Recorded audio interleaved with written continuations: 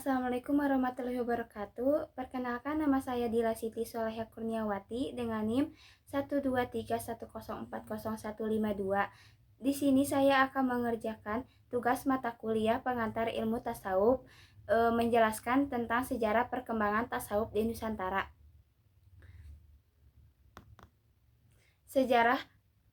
Sejarah kedatangan tasawuf di Nusantara. Masuknya ajaran tasawuf di Nusantara bersamaan sejarah masuknya Islam di Nusantara.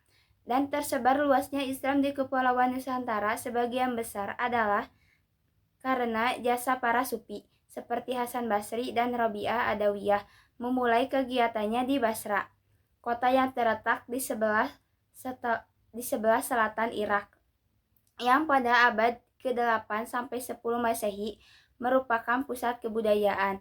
Ma'ruf al-Qaraqi, Junaid al-Baghdadi, dan Mansur al-Hallaj mengajarkan tasawuf di Baghdad yang merupakan pusat kekhalifahan Abbasiyah dan kota metropolitan pada abad ke-8 sampai 13 Masehi.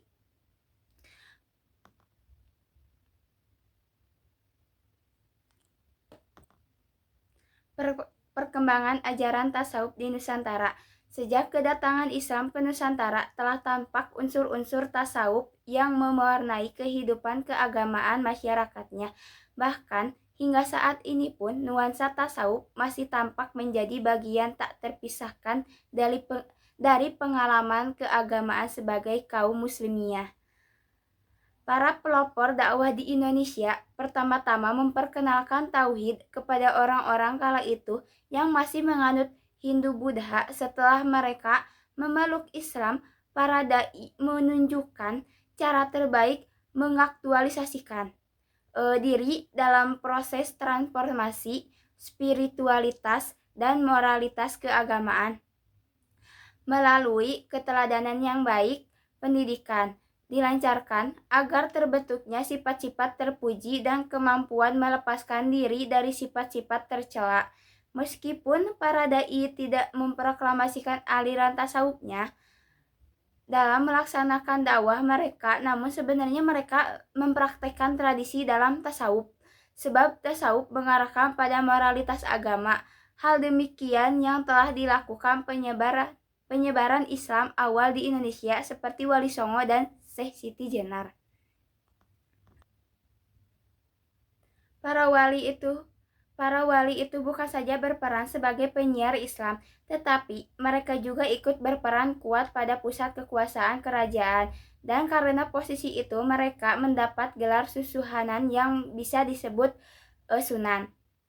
Dari peran itu, mereka menggunakan sedikit kekuasaan kerajaan dalam menyebarkan dan memantapkan ajaran Islam sesuai keyakinan sufisme yang dianut.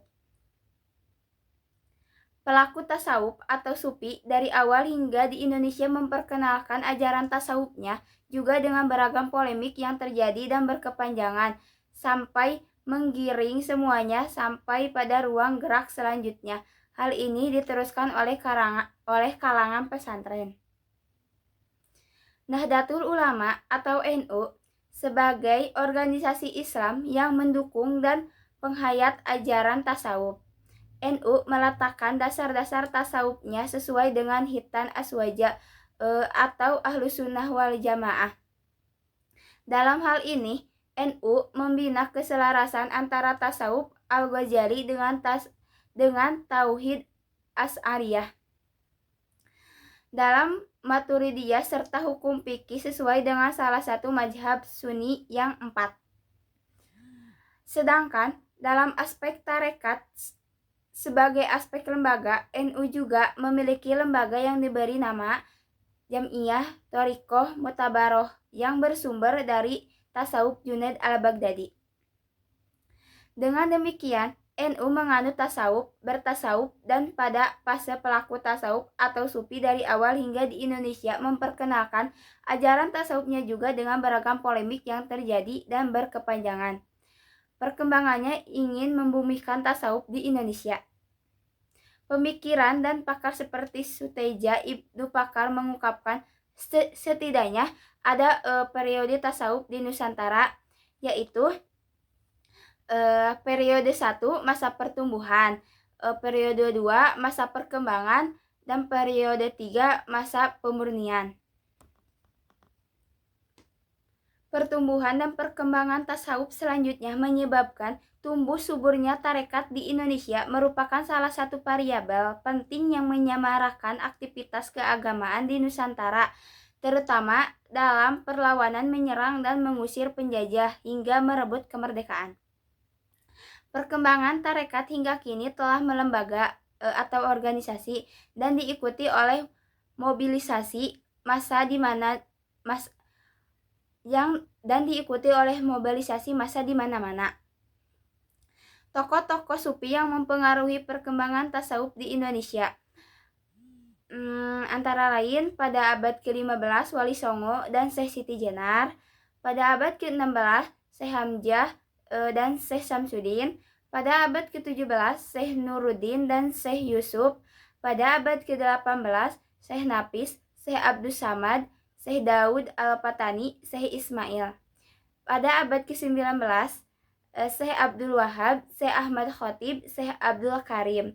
Pada abad ke-20 Syekh Muslih, Abdurrahman, Kiai Haji Romli, Kiai Haji Sohibulwa.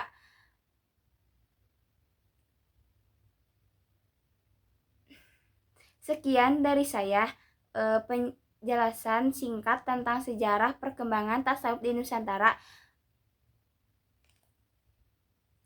Mohon maaf atas ketidaklancarannya. Mohon dimaklumi karena masih dalam proses pembelajaran. Wassalamualaikum warahmatullahi wabarakatuh.